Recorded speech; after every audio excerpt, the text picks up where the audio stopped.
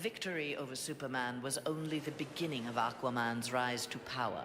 Uniting the world's oceans under the banner of Atlantis, Aquaman had a controlling interest in the planet's ecology and economy.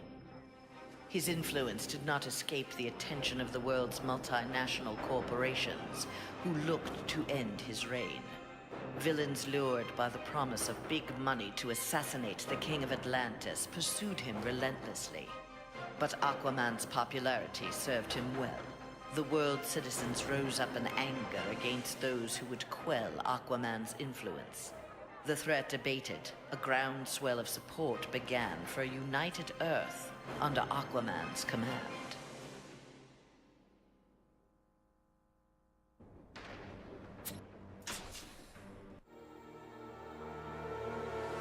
Superman's defeat did not work to Ares' advantage as he had planned. The heroes of the parallel dimension helped this world's Batman build a conflict-free utopia that left the war god famished. On the brink of death, Ares managed to imprison Brainiac 5.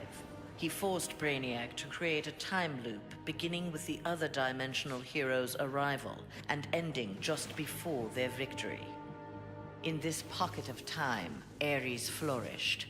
Endless war was his to savor.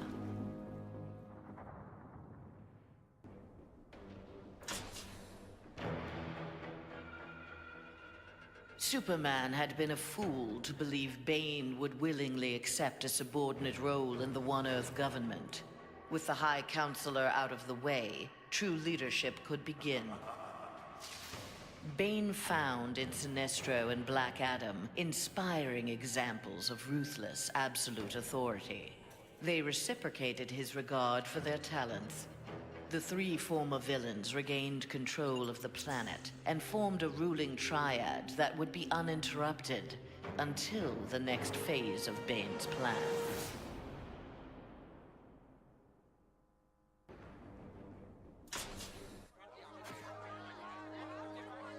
Following the battle to liberate Earth, Batman learned that Luthor had bequeathed his massive fortune to Bruce Wayne. He now had the means to rebuild Gotham and Metropolis. The city's residents, inspired by their hero's efforts, adopted the slogan, "We are Batman." They contributed countless hours to their community's renovation and crime prevention. The Batman of old would have stubbornly assumed these tasks alone. The post-One Earth Batman, having been rewarded for his trust in others, enjoyed his city's renewal and his role as its benefactor.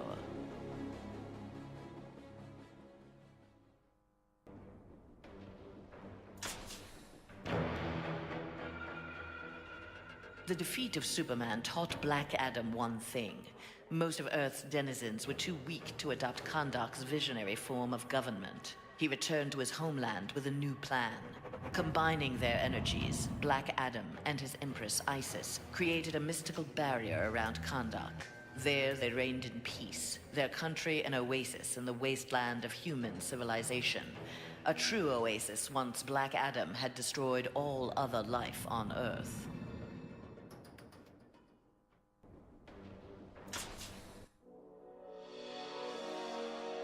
At last, Superman had paid for what he had done to Catwoman. Feigning allegiance to his regime had cost Selina her beloved Batman and her best chance at happiness. Pride and anger kept her from attempting reconciliation with Bruce Wayne, but his inspiring reconstruction of Gotham and Metropolis fostered in her a desire to remain close to him. Until she was ready to approach him again, she did her part to keep Gotham's streets clear of crime. Nascent underworld organizations had both the Bat and the Cat to fear.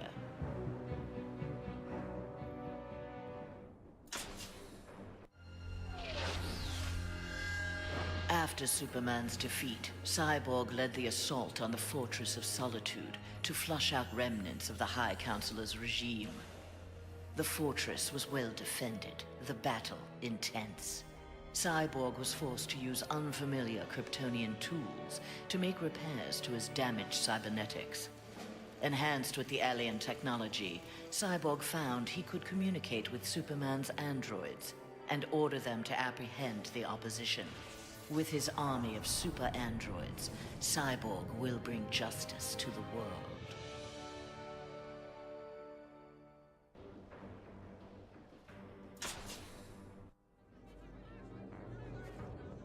With Superman's regime toppled, new governments formed to take its place. New governments meant new customers for Deathstroke, and business was booming. Soon there were more assassinations to carry out, revolutions to aid, and unrest to create than he could manage on his own. The One Earth regime's elite troopers, having committed atrocities in Superman's name, had gone into hiding from a populace bent on revenge. Impossible for most to find, but not for Deathstroke. Recruiting these renegades, he formed the New Titans, the world's premier political assassins.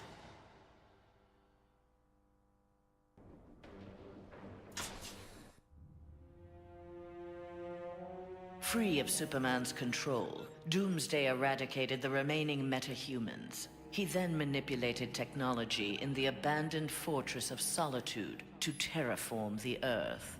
It soon resembled prehistoric Krypton. At last, it felt like home. After a few years of exterminating humanity at his leisure, however, Doomsday needed a challenge. Having assimilated Superman's ability to fly, he headed for a nearby space sector. He had heard rumors of an opponent worthy of his attention, a Cesarian mercenary with a taste for violence.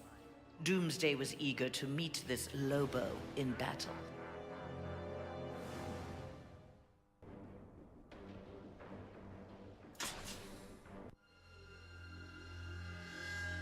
Flash had taken down the High Counselor, but the atrocities he had abetted during Superman's regime continued to haunt him. His shame eventually drove him into exile.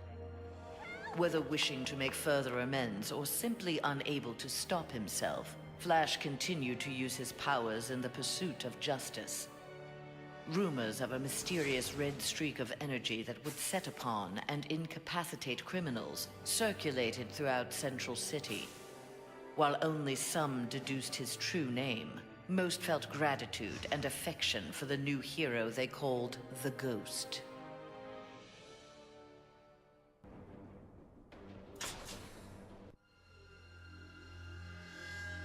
After the fall of Superman, Green Arrow visited the Star City of this parallel Earth.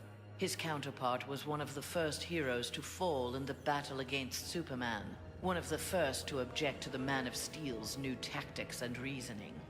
A memorial erected in Star City's Orchid Bay served as a reminder of the need to fight oppression regardless of the odds. There, Green Arrow found that one citizen wasn't content to memorialize Oliver Queen in stone.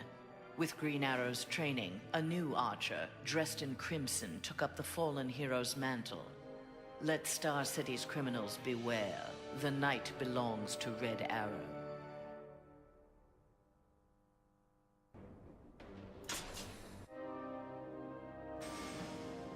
Mere days after returning to his Earth, Green Lantern, in an event mirroring his ascension to the core, witnessed the crash landing of an alien ship. Investigating the wreckage, he encountered the pilot, who claimed to be Abin Sur. But this Abin Sur wore no power ring, and referred to him in halting breaths as the Almighty One. Green Lantern tried to convince the alien of their past, that Abin Sur had named Hal Jordan, his successor, as the Green Lantern of Sector 2814. But the alien died from his wounds before Lantern could learn more of him. Lantern left immediately for Oa. The Guardians were his only hope of solving this mystery.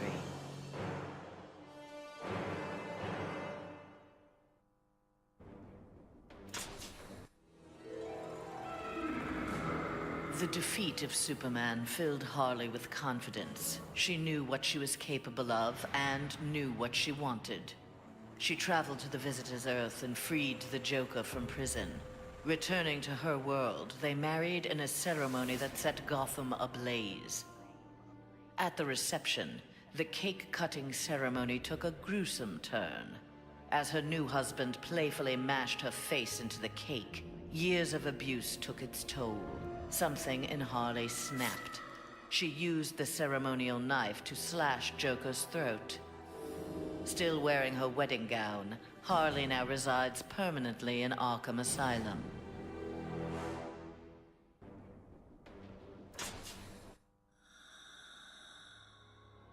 Free of his brainwashing, Hawkgirl exacted revenge on the High Counselor for murdering her husband, Hawkman.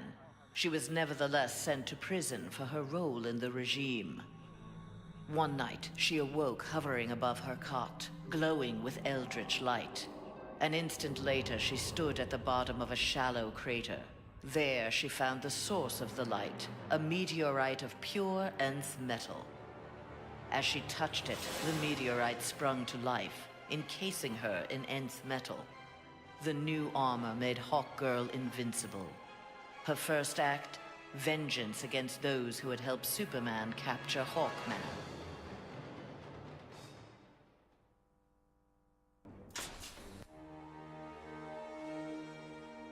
Though he had failed to elevate the Joker clan's status, Joker was convinced a similar organization could be successful in his dimension. Joker used a series of devastating terrorist acts to frighten the populace, then convinced the more gullible among them that he was the path to security. The new Joker clan soon had millions of members worldwide and committed regular anti-government attacks, wreaking havoc on the global economy.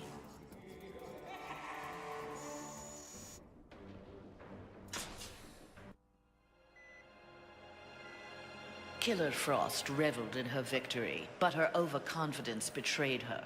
Seizing the opportunity, agents of Star Labs captured her.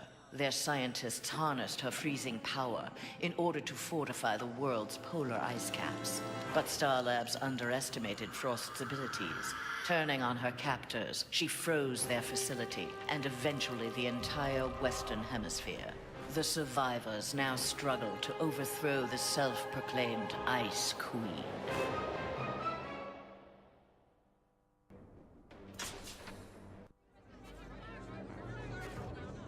A win against this world's Superman was greatly satisfying, but its aftermath would be sweeter still. Luthor had traveled to this dimension to convince its residents that he was their Luthor, who had miraculously survived the High Counselor's globally televised attack on him. Beloved before, the triumphant Luthor was now worshipped. He was elected President of the United States, but soon looked to further consolidate his power.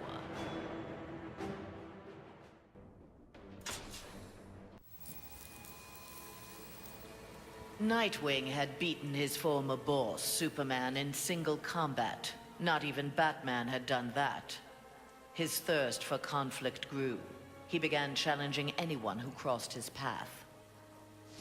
Nightwing's belligerence eventually drew the attention of Sinestro. His corps was always in need of new recruits, and the young human seemed able to inspire great fear. Sinestro had his suspicions confirmed when a yellow power ring found its way onto Nightwing's finger.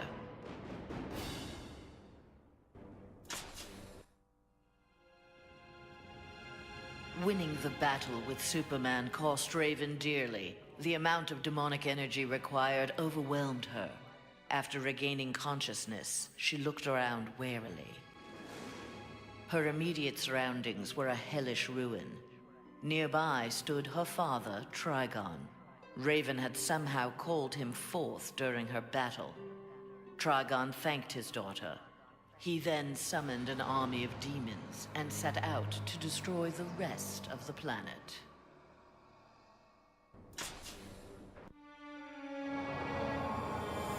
Following the events in the parallel dimension, Shazam's fellow heroes returned home. But an alien virus contracted during the transfer created in them acute mental instability. They turned on their fellow crime fighters in a deranged fury. Alone and desperate, Shazam shared the power of the Word with his adopted brothers and sisters. Their purity of heart gave them courage. The army of Shazam incapacitated the former heroes. Eventually, they took the place of the Justice League as primary defenders of Earth.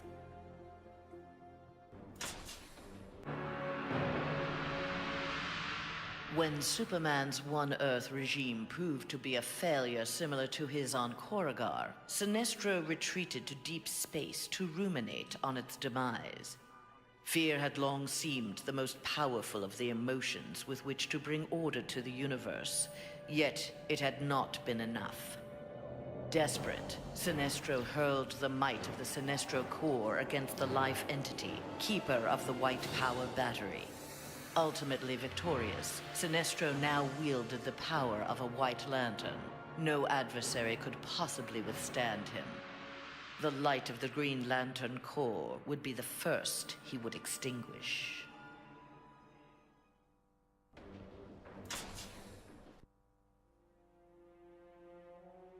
The battle over, Grundy eluded capture and returned to his swamp to heal his wounds.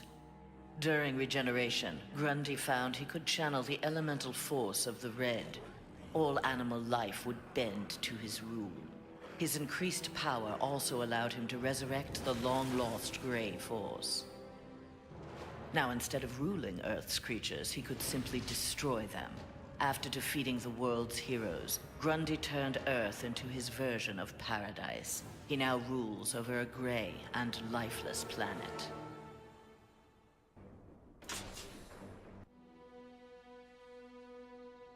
Though pleased with the outcome, Superman's battle with his duplicate left him troubled. If one Superman could go so far astray, why not another? Preventative measures were in order. After much discussion with his fellow Justice Leaguers, Superman ingested a remote-release kryptonite capsule. At any sign of instability, the kryptonite would permeate his body, killing him. The question of who could trigger the device was solved democratically. Each week, a different Leaguer would take possession of its remote control. Only Batman was denied a shift.